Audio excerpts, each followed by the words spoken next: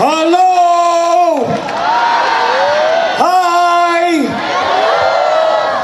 Kablawak man, dagiti kaming, ti sanggunyan panlunsod, nga ada dito ita, let me greet our Vice Mayor Ray Carlos Fariñas, Konsehal James Brian Alcid, Konsehal Handy Lau, Konsehal Enrico Ang, Konsehal JB Bakiran, Konsehal Jeff Fariñas, Konsehal Roger John Fariñas, Konsehal Derek Lau, Konsehal John Michael Fariñas, SK Federated Chairman Konsehal Fei Lau,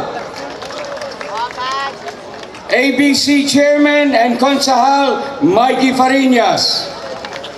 And let me also greet the two members of the Sangguniang Panlalawigan ni Apo Honorable Franklin Dante Respicio and Honorable Attorney Donald Nicolas. Pasensya na lang Apo, I wish to greet all of the Board of Judges, beginning with Mr. Mark Pablico, Mr. Hilario Baltasar, Ms. Leilani Rasco, Mr. Edwin Padastao, Mr. Erwin Sugitan, Ms. Mylene Rabe, Mr. Michael Aguinaldo, Mr. Mark Anthony Baldos, and the Chairman of the Board, Ms. Vilma Eda. Also, Mr. Wilfredo Malapit, Mr. Gwendolyn Salmasan, and Mr. Francis Gomez. Apo, let me also take this opportunity to greet four of the judges of the forthcoming Miss Na-Laoag. We have here Mr. Carlo Morris Galang, founder of Misters of Filipinas, Mr. Vincent Jarina o Harina, Mr. Inaki Torres, and Miss Kim Gonzaga. Kastapay nga inak, kablawan dagiti nagaget, ken naanus a kapitanes, SK officials, ken amin nga oficiales ti barangay, agyaman akapo, iti impakita yo suporta ken kooperasyon. And I wish to take this opportunity to congratulate the performance of all the clusters, Apo. It will be medyo mahirap for the judges to choose the winners. Kablawak man pay, dagiti department heads, ken division chiefs, nga ada ditoy, ken iti city tourism officer, nga idadawalwan ni Mrs. Angel Lau. Palapakan tayo, Apo.